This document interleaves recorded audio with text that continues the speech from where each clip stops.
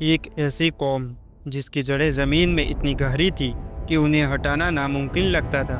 وہ کہتے تھے، ہمارے یہ بت، ہماری یہ طاقت اور ہماری یہ دولت، کوئی بھی آفت ہمیں چھو بھی نہیں سکتی۔ لیکن تاریخ گواہ ہے کہ جب اللہ کا عذاب آتا ہے تو نہ بلند و بالا محل کام آتے ہیں اور نہ ہی انسان کا غرور۔ کیا آپ نے کبھی سوچا ہے کہ ایک سوکھی زمین پر ریگستان کے بیچوں بیچ ایک عظیم الشان کشتی کیوں بنائی جا رہی تھی؟ اور وہ کیا منظر تھا جب آسمان کے بادلوں نے ہی نہیں بلکہ زمین کے تنوروں نے بھی پانی ابلنا شروع کر دیا۔ یہ صرف ایک طوفان کی کہانی نہیں ہے، یہ حق اور باطل کے درمیان اس عظیم فیصلے کی داستان ہے جس نے ایک پوری ظالم قوم کا نقشہ بدل کر رکھ دیا۔ حضرت آدم علیہ السلام کے دنیا سے پردہ فرمانے کے بعد انسانیت کئی صدیوں تک توحید کے راستے پر قائم رہی، لیکن وقت گزرنے کے ساتھ ساتھ شیطان نے انسانی بستیوں میں وسوسے ڈالنے شروع کیے۔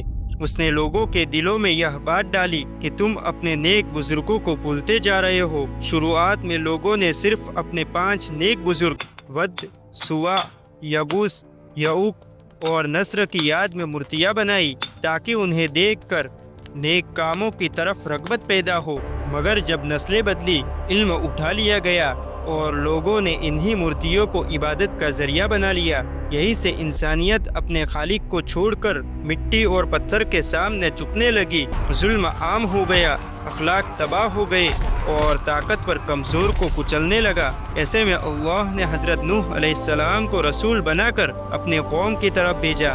حضرت نوح علیہ السلام نے جب اپنی قوم کے سامنے حق کی پکار بلند کی تو آپ نے فرمایا، اے میری قوم، اللہ کی بندگی کرو، اس کے سوا تمہارا کوئی معبود نہیں۔ میں تمہارے لیے ایک دردناک عذاب سے ڈرتا ہوں۔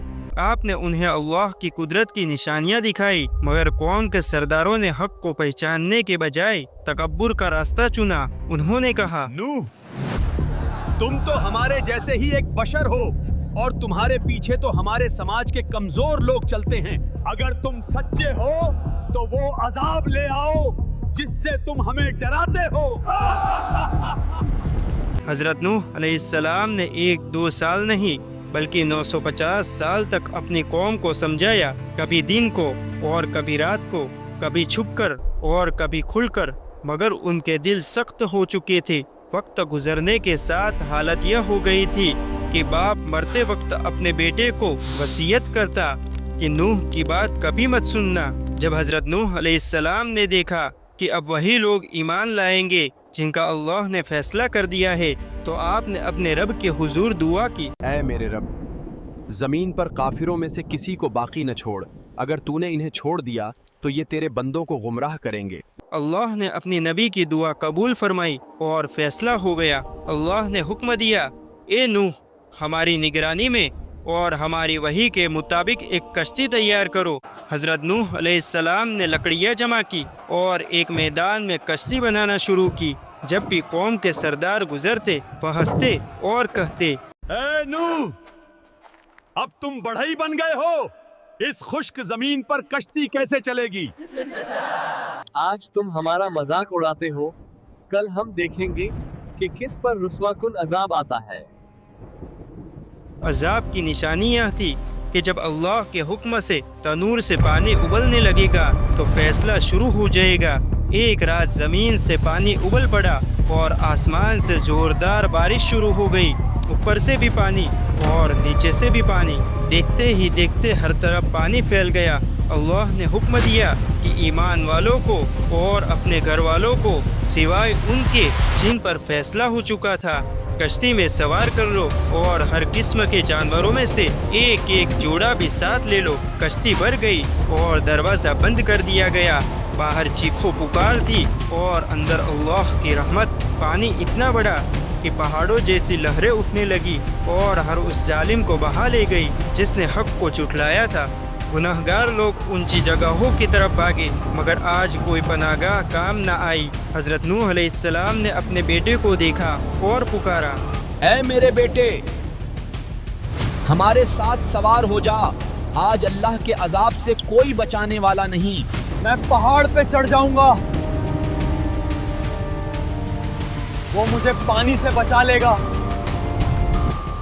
آج اللہ کے فیصلے سے کوئی نہیں بچ سکتا سوائے اس کے جس پر وہ رحم کرے۔ اسی بیچ ایک لہر آئی اور بیٹا غرق ہو گیا۔ کشتی اللہ کے حکم سے لہروں پر چلتی رہی۔ پھر اللہ کا حکم ہوا، اے زمین اپنا پانی نگل جا، اور اے آسمان تھم جا۔ پانی اتر گیا اور کشتی جودی پہاڑ پر جا ٹھہری۔ حضرت نوح علیہ السلام اور ایمان والے اترے اور ایک نئی شروعات ہوئی۔ طوفان کے بعد انسانی نسل انہی لوگوں سے آگے بڑھی جو کشتی میں سوار تھے۔ نوح علیہ السلام نے اللہ کا شکر ادا کیا اور لوگوں کو توحید پر قائم رہنے کی نصیحت کی۔ نوح علیہ السلام نے فرمایا، اے میرے رب، میں نے اپنی قوم کو رات اور دن پکارا مگر ان کی پکار نے بہتوں کے انکار میں اضافہ ہی کیا۔ حضرت نوح علیہ السلام کا واقعہ ہر دور کے انسان کے لیے ایک کھلی نشانی ہے کہ اللہ کے فیصلے سے نہ دولت بچا سکتی ہے، نہ طاقت اور نہ رشتے۔ نوح علیہ السلام کی کشتی آج بھی ہدایت کی مثال ہے۔ جو اللہ کے دین اور نبی کے راستے کو تھام لے وہی طوفانوں سے بچتا ہے۔ کمنٹ میں لکھیں آپ کو اگلی ویڈیو میں کس قوم کا انجام دیکھنا ہے، اور چینل کو سبسکرائب کر دیں۔